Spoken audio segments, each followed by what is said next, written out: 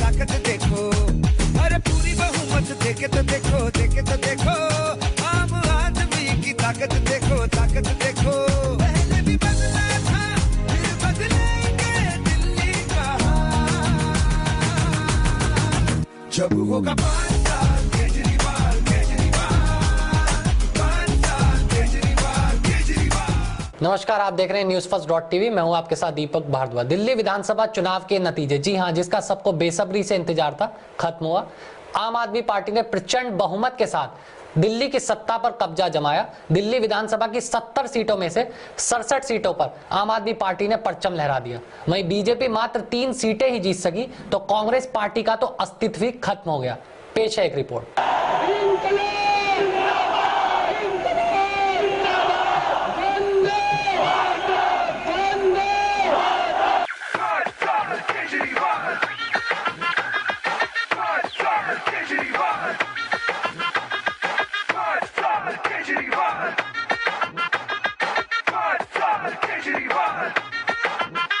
अरे पूरी बहुमत देके तो देखो, देके तो देखो, आम आदमी की ताकत देखो, ताकत देखो।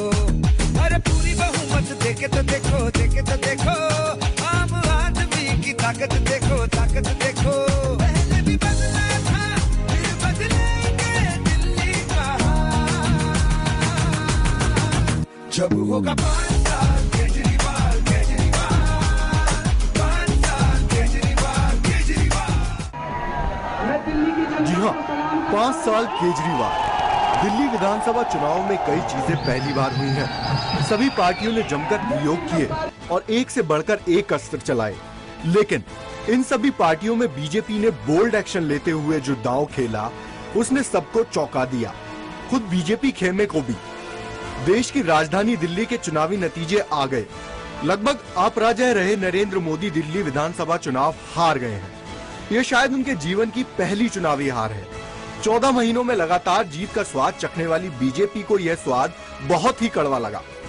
दिल्ली की 70 विधानसभा सीटों पर स्लाइड लाइन जीत के साथ आपको 67 सीटों पर जीत मिली और बीजेपी के हाथ मात्र 3 ही सीटें लगी। वहीं कांग्रेस का खाता भी नहीं खुल पाया।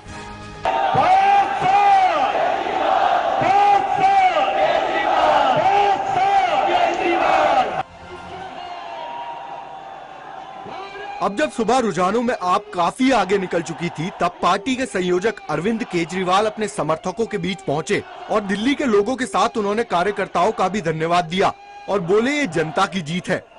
दोस्तों, आप सब लोगों को बहुत बहुत बधाई, बहुत बहुत शुभकामनाएं।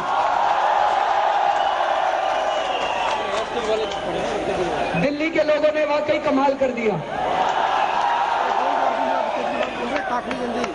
ये लोगों की जीत है, ये सच्चाई की जीत है। हमारे पास तो कुछ भी नहीं था, ना हमारे पास पैसा है, ना हमारे पास संसाधन है, लेकिन जैसा मैं हमेशा बोलता हूं, हम लोग सच्चाई के रास्ते पे चले और जब आप सच्चाई के रास्ते पे चलते हैं, जब आप सच्चाई के रास्ते पे चलते हैं तो इस दुनिया की सारी, इस ब्रह्मांड की सारी शक्तियां आपकी मदद करती हैं।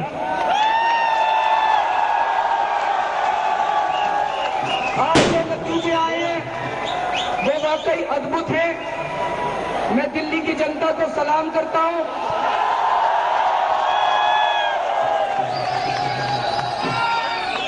लेकिन जो कार्यकर्ताओं ने रात दिन मेहनत की, कई लोग ऐसे हैं जिन्होंने अपनी नौकरियां छोड़ दी, कई लोग ऐसे हैं जिन्होंने अपनी दुकानें बंद कर दी। 24-24 घंटे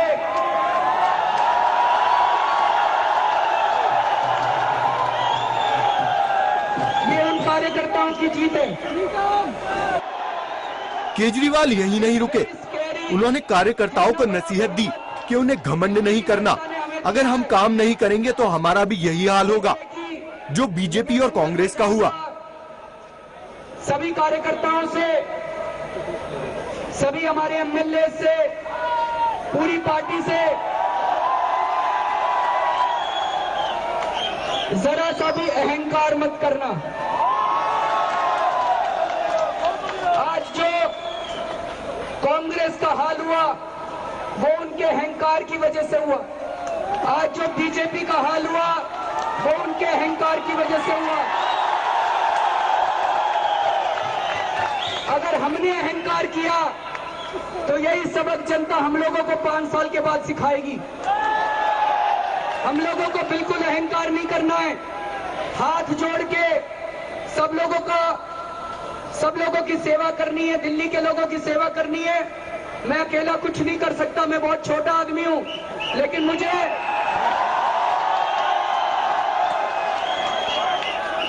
जनता पे यकीन है कि दिल्ली की 2 करोड़ जनता के साथ मिलके हम दिल्ली को ऐसा शहर बना सकते हैं जिसके ऊपर गरीब और अमीर दोनों गर्व करेंगे।